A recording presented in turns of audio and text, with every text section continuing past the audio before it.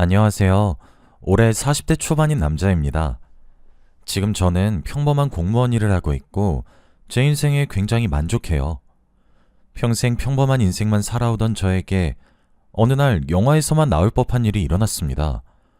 지금 생각해봐도 어떻게 저에게 이런 일이 생겼나 싶을 정도로 놀라운 일입니다.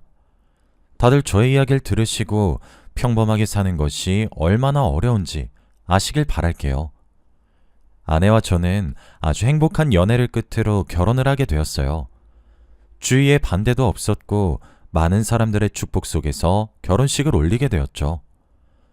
저를 사랑해주는 여자와 가족이 되었다는 생각에 더할 나위 없이 행복했습니다. 결혼식이 끝나고 저희 부부는 외국으로 신혼여행을 갔고 며칠 후 신혼집으로 들어갔어요. 그날 신혼집 첫 입춘날이라 저희 부부는 굉장히 들떠 있었고 앞으로는 행복한 날들만 있을 줄 알았습니다. 저희 둘 다 여행을 갔다 오느라 짐 정리하느라 바빴고 정신없이 하루를 보내고 있었어요. 그런데 그때 저희 집으로 퀵이 왔습니다. 아직 짐 정리가 덜 끝난 저를 대신해 아내가 나갔고 저는 아무런 의심 없이 계속해서 짐 정리를 하고 있었죠. 그런데 제가 짐 정리가 끝날 때까지 퀵을 받으러 간 아내가 안방으로 들어오지 않더라고요. 무슨 일인가 싶어 아내를 부르며 현관문 쪽으로 걸어갔는데 아내가 저를 보자마자 퀵으로 받았던 걸 자신의 몸 뒤로 숨겼습니다. 무슨 퀵이냐고 물어봤지만 아내는 별거 아니야 라며 자리를 떴고 저는 궁금하지만 물어보지 않았죠. 그러면서 아내는 앞으로 퀵이 오면 자신이 먼저 열어볼 테니 절대 제가 먼저 열어보지 말라고 했습니다. 저는 영문도 모른 채 그렇게 하겠다고 했고 아내는 퀵으로 받은 것을 바로 쓰레기통에 버렸어요. 도대체 뭐길래 아내가 저렇게 당황해하는 거지? 궁금하긴 했지만 아내가 생각이 정리되면 저에게 다 알려줄 거라고 생각해 일일이 캐묻지 않았고 기다리기로 했어요. 저희의 본격적인 신혼생활은 너무 행복했고 더할 나위 없었습니다. 서로밖에 몰랐고 시간이 이대로 멈췄으면 좋겠다 싶을 정도였으니 말이죠. 그런데 딱 한 가지가 거슬렸어요. 바로 퀵입니다. 저번에 한 번 퀵이 오고 나서 그 뒤로도 계속 저희 집으로 배달이 왔어요. 그런데 항상 오는 시간이 아내가 집에 없을 때였어요. 아내가 어디를 나가고 저 혼자 집에 있을 때만 퀵이 왔죠. 저번에 아내가 저에게 신신당부한 것처럼 저는 아내가 열어볼 때까지 열어보지 않았습니다. 궁금하긴 했지만 제가 먼저 연 것으로 신혼 때 싸우기 싫어서 일부러 열지 않은 것도 있죠. 아내가 집에 돌아오면 퀵이 또 왔다고 아내에게 주는데 아내는 항상 화장실같이 비밀스러운 곳에서 퀵을 열어봤고 그것들을 쓰레기통에 바로 버렸습니다. 도대체 어떤 물건이길래 바로 쓰레기통에 버리는 건지 너무 궁금했죠. 아내가 언젠간 말해줄 거라고 굳게 믿은 채 바보같이 계속해서 기다렸습니다. 그런데 어느 날이었어요. 여느 때와 다름없이 퀵이 왔고 그날은 아내에게 퀵이 왔다고 말을 한 뒤 저는 잠에 들려고 했습니다. 안방에서 저는 잠을 자려고 누웠었고 아내는 거실에 있었죠. 잠을 자려고 누웠는데 밖에서 아내가 누군가와 전화하는 소리가 들렸습니다. 아내는 제가 자는 줄 알았는지 목소리를 크게 냈고 저는 아직 잠에 들지 않았기에 아내의 대화 소리를 다 들을 수 있었죠. 그런데 아내가 하는 말이 되게 이상했어요. 이렇게까지 해야겠어? 내가 조금만 기다려달라고 했잖아. 금방 정리한다고. 이렇게까지 내 남편한테 우리 관계를 알리고 싶어? 내가 나중에 다 말할 테니까 기다려 좀. 저는 왠지 모르게 싸한 기분이 들었고 무언가 잘못되어 가고 있다는 느낌을 받았습니다. 그 전화 내용을 듣고 저는 퀵을 제가 열어봐야겠다는 생각이 들었어요. 아내에게는 평소와 똑같이 행동을 했고 전화 내용에 대해서는 언급도 하지 않았습니다. 그저 하루하루를 퀵이 오기만을 기다렸죠. 그런데 한동안은 그 퀵이 오지 않다가 몇 달 뒤 저희 집으로 퀵이 배달 왔어요. 그때도 아내가 집에 없었을 때였고 저는 쉼호흡을 수없이 하고 열어보았습니다. 그런데 그 박스 안에 담겨있던 내용물은 충격 그 자체였어요. 바로 아내의 불륜 현장이 잔뜩 담긴 사진들이 있었거든요. 그리고 호텔 열쇠도 있었습니다. 왠지 모르게 저를 그곳으로 초대한 듯한 느낌이었죠. 두 손이 벌벌 떨리고 숨이 제대로 쉬어지지 않았습니다. 누군가 저를 보여주기 위해서 이렇게 퀵을 보냈다고 생각하니 너무 소름 돋았거든요. 그리고 아내가 매번 퀵을 받았을 때마다 이런 사진들이 있어서 찢어버린 거였죠. 모든 상황이 퍼즐 조각처럼 맞추어지는데 정신이 제대로 차려지지 않았습니다. 박스 안에 있던 사진들은 아내가 다른 남자와 같이 찍은 셀카, 그리고 호텔에 같이 들어가는 장면뿐만 아니라 카톡 대화 내용까지 모든 증거가 다 있었어요. 아내가 반박도 할 수 없게 빼도 박도 못한 내용들이었습니다. 결혼한 지 얼마 되지도 않았는데 아내가 다른 남자와 함께 있는 상상을 하니까 피가 거꾸로 솟는 기분이었죠. 그리고 저는 그 호텔 키를 받고 어떻게 해야 하나 수없이 고민했습니다. 아내를 초대한 것일지 아니면 저를 초대한 것일지 생각했죠. 그런데 그때 아내가 거실에서 어떤 사람과 전화통화를 했던 내용이 생각났어요. 아내가 전화를 했던 사람은 주기적으로 아내의 불륜 사실을 저에게 알리기 위해서 퀵을 보냈던 사람이고, 그 사람은 바로 아내의 상간남이라고 생각했죠.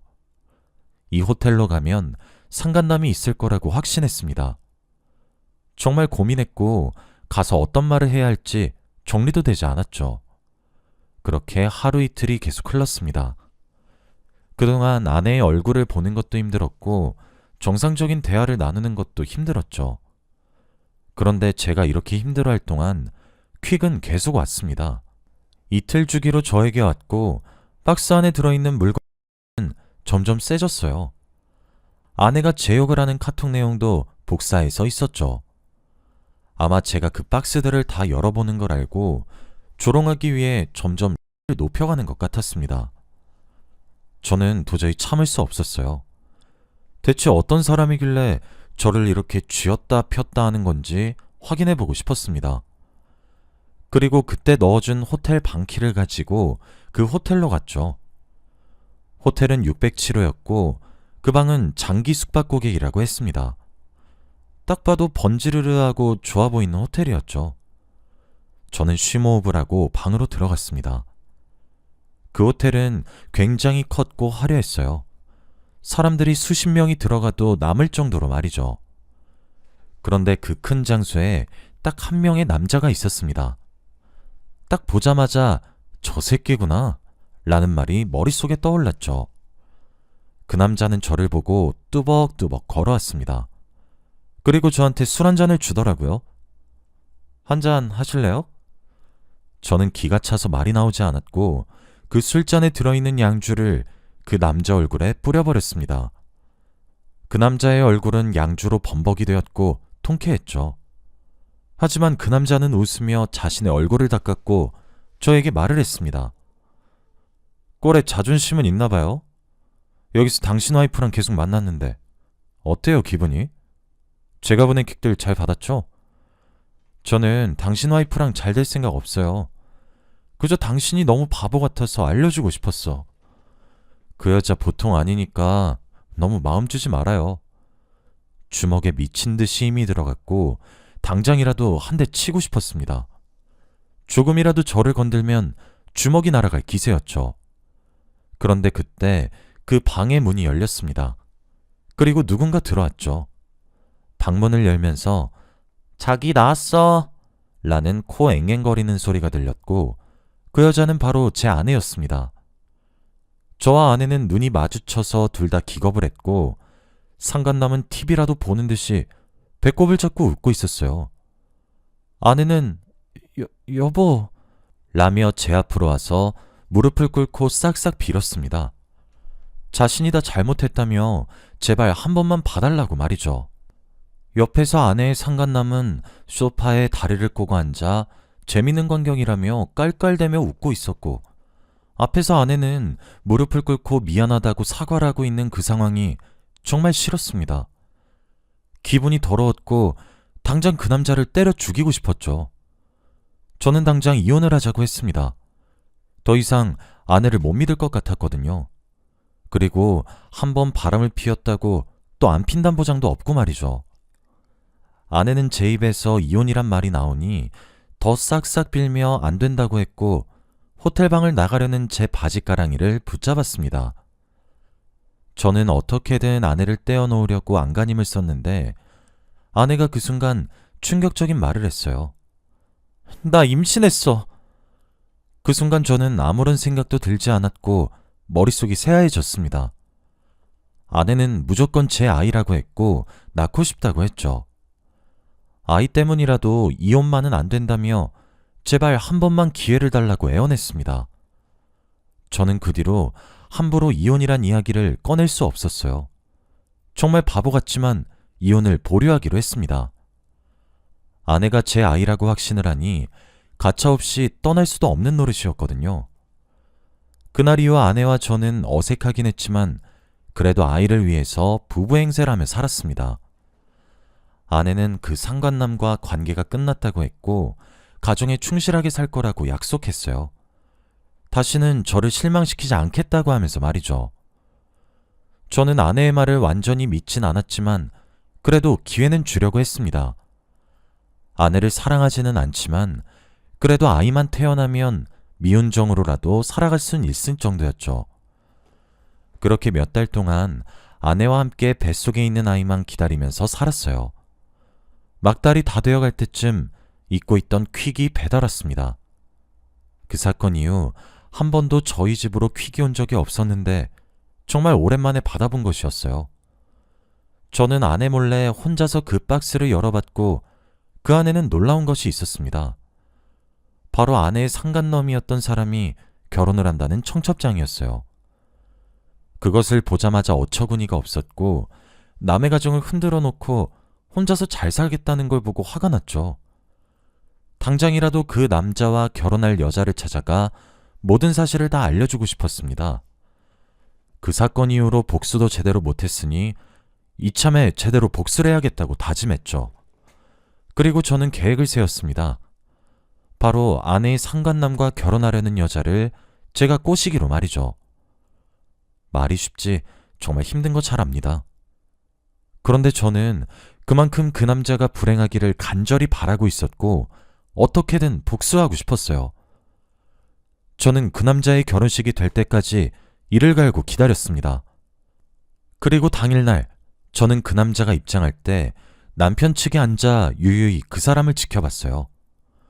해맑게 웃으며 걸어오던 그 사람은 앉아있는 저를 보고 표정이 급격히 굳어졌고 저는 다리를 꼬고 팔짱을 낀 채 그 사람을 향해 비웃고 있었죠. 그리고 그 사람은 결혼식을 하는 와중에도 저와 수없이 눈이 마주쳤습니다. 결혼식 후 사진을 찍을 때도 그 남자와 가장 가까이 서서 찍었어요. 친한 지인들을 다 제치고 그 사람 바로 옆에 찰싹 붙어 해맑게 결혼사진을 찍었죠. 그리고 그 남자의 귀에 대고 말을 했습니다. 기다려. 아직 시작도 안 했어. 내가 당한 만큼의 딱 10배로 돌려줄게. 이 말을 한 뒤 저는 뷔페까지 야무지게 먹고 집으로 돌아갔습니다. 저는 그날 이후 그 남자의 아내 옆에 접근했어요. 상간남이 가지지 못한 기질들을 제가 다 가진 척을 하며 심적으로 그녀의 많은 위로가 되어주기로 했습니다. 그 부분은 여자 쪽 집안이 잘 사는 집안이었고 상간남은 그 여자네 부모님이 운영하시는 회사에서 자리를 맡아 일을 하고 있었어요. 그래서 그 여자가 아니면 한순간에 길거리에 나앉게 되는 그런 신세였죠. 저는 상간남의 여자에게 굉장히 다가갔습니다. 하면 안 되는 행동인 건 알았지만 그래도 그때는 제가 복수에 미쳐 있었기에 도덕적인 걸 생각할 겨를이 없었죠. 그녀가 자주 다니는 커피숍에 취직을 하여 친해지기도 하고 그녀의 퇴근 시간에 맞춰서 자주 만날 수 있게 제가 다 계획을 했습니다. 당연히 그녀도 자신은 유부녀라며 될 수 없는 관계라고 선을 그었어요. 하지만 10번 찍어도 안 넘어가는 나무가 없다는 말이 있듯 저는 계속해서 그녀에게 직진을 했습니다. 처음에는 힘들었지만 시간이 지날수록 초반보다 조금 더 유해진 그녀를 보고 가능성이 있다고 생각했어요. 집에서 아내는 거의 만삭에다가 출산이 임박했지만 저는 가정에 소홀했습니다. 아내에 대한 사랑은 식은 지 오래였고 그 당시에 저는 상간남의 아내를 꼬시는 거에 집중했거든요. 그리고 그녀와 저는 불륜 관계가 되었죠.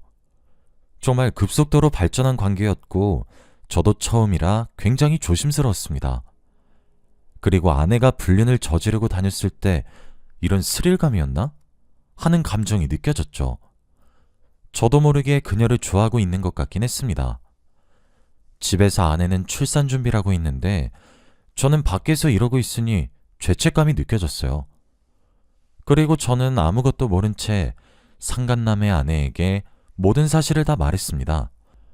바로 과거에 그녀의 남편이 바람을 피웠던 사실을 말이죠. 하지만 저는 제 아내와 바람을 피웠다는 건 숨겼습니다. 상황이 잘못될 것 같아서 말이에요. 하지만 그녀는 놀라지도 않았습니다. 사실 알고 있었다는 충격적인 말도 했어요. 그리고 자신의 남편과 제 아내가 만나고 있었다는 사실도 알고 있었고, 제가 흑심을 품고 일부러 자기를 꼬시려 했던 사실 전부 다 알고 있었습니다. 저는 순간 너무 놀랐고 저의 복수는 여기서 끝이 나는 줄 알았어요. 그런데 상황은 반대로 흘러갔습니다. 그녀도 복수심에 불타올랐다고 해요. 저보고 같이 복수를 하자고 권유를 했죠. 어차피 끝은 이혼이라고 했습니다. 저는 그 순간 동지가 생긴 기분이었어요. 혼자 이 싸움을 하는 줄 알았는데 저와 같은 목표를 바라보고 있는 사람이 또 있었습니다. 그 여자와 저는 상간남이 했던 방법 똑같이 했어요.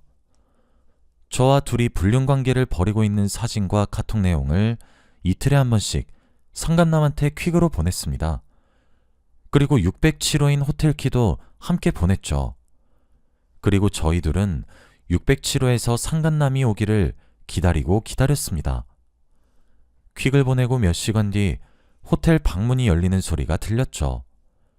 그리고 그 남자가 저에게 했던 행동 그대로 술을 권하며 한잔하겠냐고 물어봤습니다.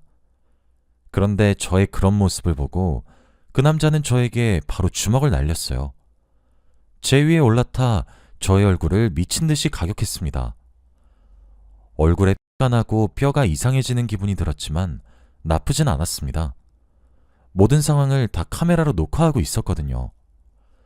제가 아무런 반항도 하지 않고 순순히 맞고 있으니 그 남자도 금방 진정했습니다. 상간남은 자리에서 일어나 옷을 털었고 저는 그 남자를 보고 비웃었어요. 그리고 입에 묻은 을 닦으면서 말했습니다. 네가 내 와이프 탐냈으니까 나도 네 와이프 탐 좀 내보자. 상간남은 저의 말에 한 번 더 달려들려고 했지만 그 순간 제 앞에 양팔을 벌리고 한 여자가 저를 막아섰고 그 여자는 바로 상간남의 와이프였어요. 그리고 순식간에 그들은 부부싸움으로 번졌죠. 너 이 새끼가 어떤 새끼인 줄 알고 막는 거야? 저 새끼 너 가지고 논 거야. 나도 알아. 근데 당신도 잘한 건 없잖아? 나 이 사람 좋아해. 그 여자의 말에 상간남은 눈이 반쯤 뒤집혀서 방 안에 있는 물건들을 다 던지며 화풀이를 하기 시작했어요. 그 물건에 제가 팔이 다치고 그 여자도 다쳤는데 저희는 녹화되고 있는 카메라만 믿으며 꾹 참았죠. 그 남자는 온갖 꾀성을 지르며 물건을 이리저리 던져댔고 결국 던질 물건이 더 이상 없어지고 나서 상황이 끝났습니다. 상간남이 망가져가는 모습을 제 두 눈으로 보는데 얼마나 통쾌했는지 몰라요. 그 사람이 불행해하니까 저는 너무 행복했습니다. 그리고 상황이 끝나기 전 누군가 너무 소란스러워서 경찰에 신고를 했는지 경찰이 와서 상간남을 연행해갔고 저와 그 여자는 상처를 치료하러 병원으로 이송되었죠. 병원에 가서 상처를 다 치료하고 얼마 지나지 않아 병원에서 전화가 왔습니다. 바로 아내가 아이를 출산했다고 말이죠. 그리고 저는 바로 달려갔습니다. 정말 우리 아기면 태어난 순간도 못 본 아빠는 최악이니 말이죠. 어떻게 병원에 도착했는지 모를 만큼 정신없이 왔고 저는 아내가 낳은 아이를 보았습니다. 인큐베이터 안에 들어간 아이를 보고 처음엔 너무 예뻤어요. 그런데 얼마 지나지 않아 충격적인 장면을 보고 말았습니다. 바로 아이의 혈액형이었어요. 저와 아내에게서 나올 수 없는 혈액형이 나왔습니다. 저와 아내는 둘 다 A형인데 B형이 나왔거든요. 그 순간 저는 망연자실하고 말았습니다. 솔직히 아내가 임신을 했다는 말에 기대는 하지 않았어요. 당연히 상간남과 아내 사이에서 생긴 아이라고 생각했죠. 하지만 아내가 너무 절실하게 저를 붙잡았고 제 아이라고 확신했기 때문에 조금이라도 믿어보려고 했습니다. 그런데 아내는 또 저한테 거짓말한 거였어요. 아내가 낳은 아이는 상간남의 아이였던 겁니다. 저는 터벅터벅 산부인과를 나갔어요. 아내에게 화를 낼 힘조차 없었습니다. 그리고 무념무상의 상태로 그들을 고소하기로 했어요. 저의 전 재산을 다 털어서 이혼소송과 상간남 소송을 했습니다. 예전에 퀵으로 보내주었던 증거들 덕분에 수월하게 소송을 할 수 있었습니다. 자기 무덤 자기가 판격이네요. 저도 이혼하고 상간남도 이혼했다고 합니다. 상간남은 여자 쪽 집안에서 일을 하고 있던 거라 바로 잘리고 백수가 되었어요. 제가 위자료를 엄청나게 높게 불렀는데 상간남은 무직자라 돈을 다 갚을 수 없었습니다. 평생 저에게 위자료만 갚다가 세금을 마감해야 할 정도였죠. 전 와이프는 저에게 계속해서 연락이 오고 다시 만나자는 말도 안 되는 말을 하지만 저는 대꾸도 하지 않아요. 사람 같지도 않은 행동을 한 두 사람한테 최고의 복수를 했다고 생각합니다. 지금 생각해도 너무 통쾌하고 후회 없어요. 제발 죄 짓고 살지 맙시다. 자기가 겪었던 죄는 정말 다시 자기한테 돌아가는 것 같아요. 이번 일을 겪으면서 많은 것을 깨달았습니다. 다들 저 같은 일 겪지 마시고 행복하시길 바랍니다. 저의 이야기는 여기까지예요. 들어주셔서 감사합니다.